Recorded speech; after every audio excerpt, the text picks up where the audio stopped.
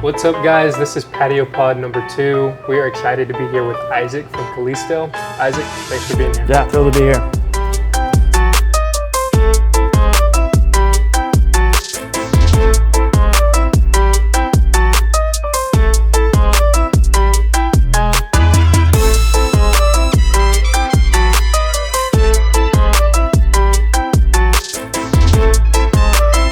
So let's get straight into it. Yeah. A lot of people here in our audience have probably heard of Callisto because you guys are the worst kept secret Yes, sir. in Northwest Arkansas. So really cool vision y'all have here. But tell us a little bit about when y'all got started and some things like that. Yeah, so just to give you a background on the team and kind of when we started out. So it's me, it's my brother Gabriel and my uncle Braxton that do the operations here. And then our proprietors are Casey and Hannah Roberts. So we actually started about 2 years ago. We took over, they had a food truck called the Fire Truck. So we kind of took over operations of that and then started working on this concept.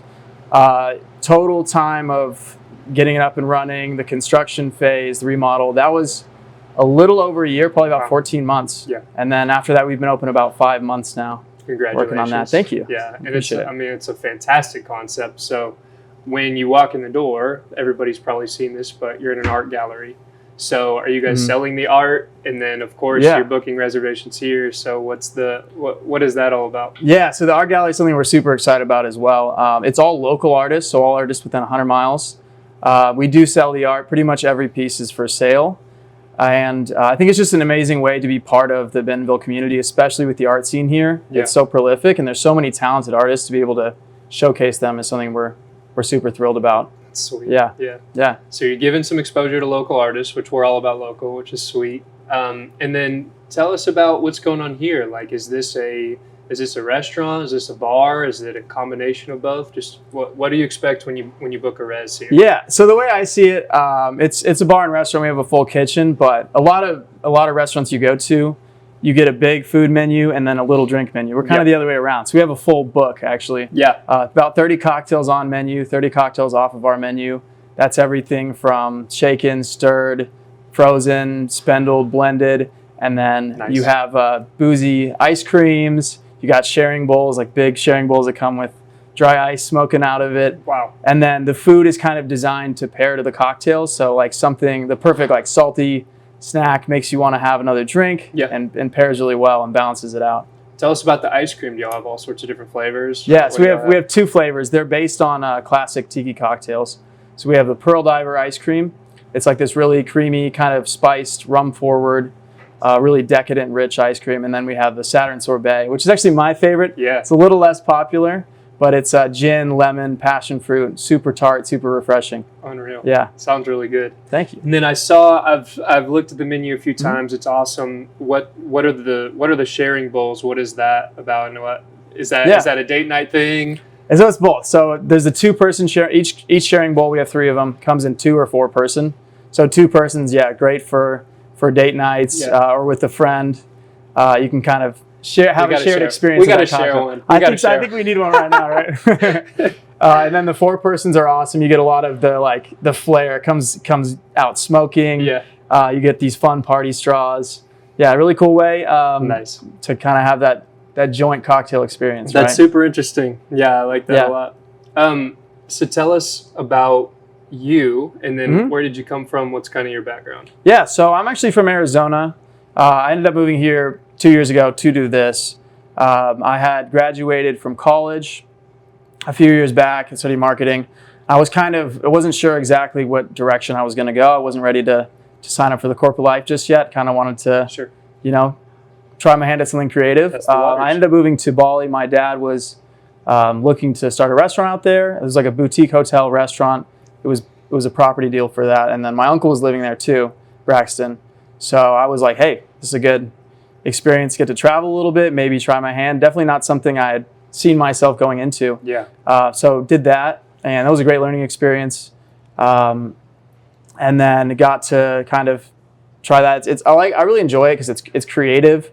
There's so many different aspects to it, and food is something that I've loved since I was a kid. But I've been cooking since I was little. So it's like it fits well with my passions. Yeah. But it has those like creative aspects, the tangibles, and then there's so many different details that I get to touch. The menu, Yeah. so much more than Yeah. just food. And it's involved. like I enjoy being able to communicate with people, to provide an experience that people are Yeah. excited about. Yeah. That's awesome.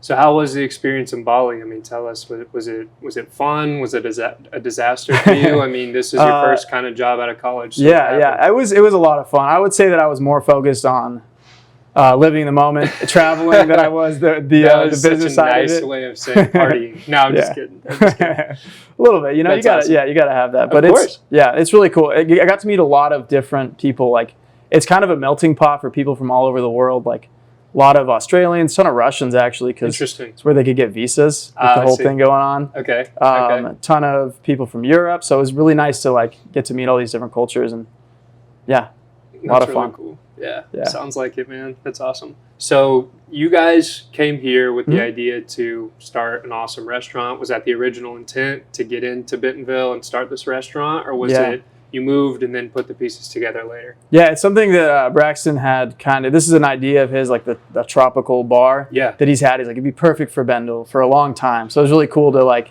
be able to come Yeah. and do that with him.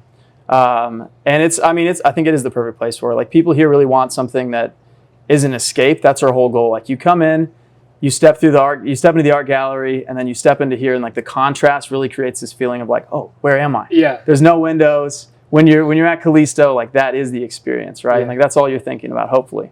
Is Yeah. this anywhere close to what you guys were doing in Bali, or was this something completely different, a completely different design? It's totally different. Okay, cool. I will say, like, there's some tropical overlap, you know, but that was kind of like it was like a boutique hotel. It had a restaurant, and it was near the surf beach, so it was kind of like a surfer stop. Very nice. Yeah.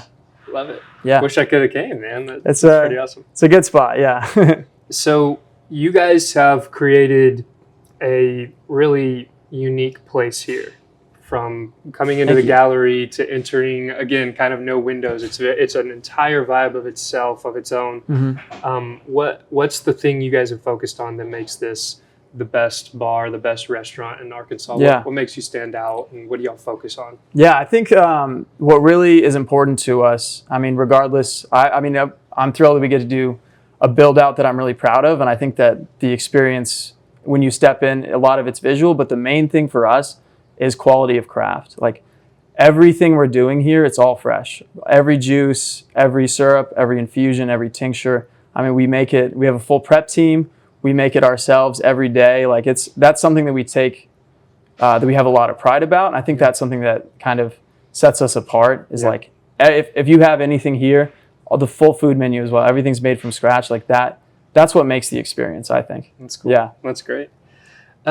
So I have to ask another question. You guys are somewhat new to Arkansas, and you've probably noticed a cult around here called Razorbacks fans. Are you a Hogs fan at all? Have you jumped into that? Yeah, I'm getting into it. So actually, my first football game that I went to was the Tennessee game where we stormed the field. Let's so go, I'm like, man. This is a great start. Yeah, you're the good luck charm, right? Yeah, I hope so. If they're all like that, then so fun. Then I'll keep going. That's great, man. And that was a good game. I remember it well. Did you go to? No, I didn't. I've been to 2 or 3 where we've stormed the field in the past few years. Yeah. So that was I watched that one on TV, but it's so fun, the atmosphere. Have you gone to any of the baseball games yet? I haven't. I'm actually going to one this Friday though. Okay, perfect. Yeah, so I'm excited. Great team every single year. So yeah, is that your favorite? No, I really like the basketball team. I'm Mm-hmm. a basketball guy, and of course, I mean, I think going to tailgate during football season is unmatched. Yeah. So that's where I spend most of my time. But I've gotten to go to a few baseball games, and I definitely have an appreciation for them. Yeah.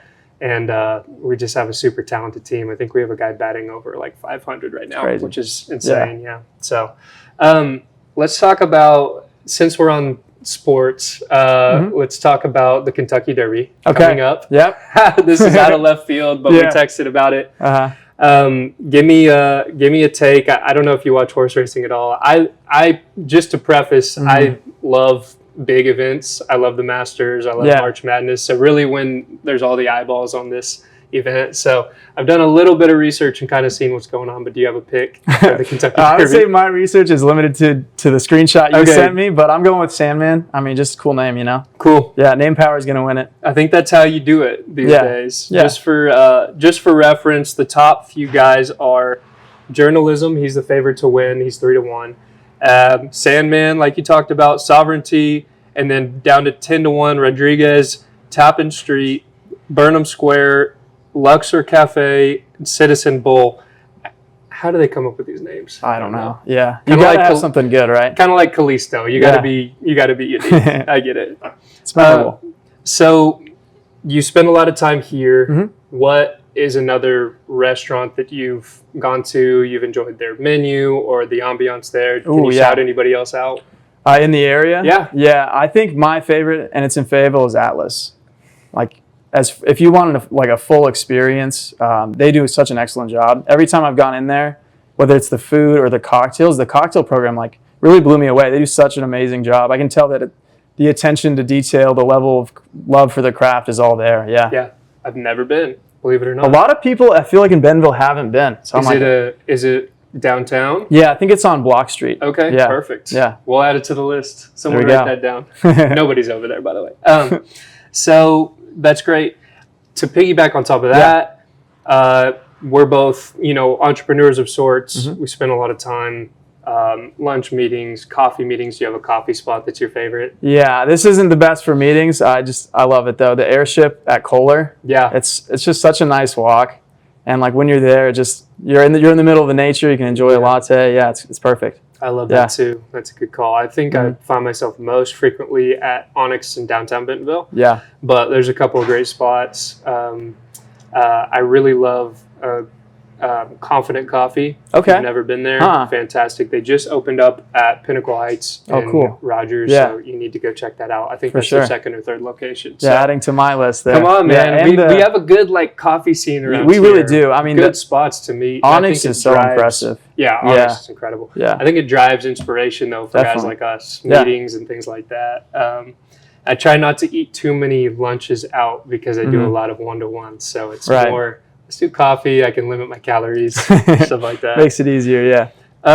So what are the plans for this place? I know you guys mentioned the fire truck, and that was kind of what got you here. Right. People listening may not know. So what are the plans to expand? And then do y'all have anything else you're working on that's Yeah, so project we're super excited about. So this building, so there's Callisto here, and then right next door is where the fire truck was, but there's a big lot. So we're actually turning that into an outdoor food truck park. So back area is going to be a Mediterranean restaurant. Over there, fire truck's going to reopen. We'll have a bar that services the whole space, and then another food truck concept that'll be announced soon. Sweet. So think like outdoor area, lots of games, events, social meetups. Yeah, of course. Yeah. And it's something that I think it's going to be great to have like that. Like, I don't really think there's anything outdoors in Bentonville where you can go. Right in downtown. Yeah, right in Food downtown. truck area with just come hang out, walk in. Yeah. I think that's a really And cool watch idea. a game too. I mean, where's like a big outdoor TV? Yeah, for sure. When do you think that's gonna go? It'll be spring of next year. Okay. Yeah. Okay. Yeah. So we got some time. We're a year out or so. We'll have to do an Got event some there time for sure. this. Yeah, I'm looking forward to it, man. Yeah. What do you guys find is the busiest nights for you guys up here? It's definitely Friday, Saturdays. Okay. Yeah, it stays pretty busy. We even like reserve certain seats for walk-ins, but usually those will fill up too.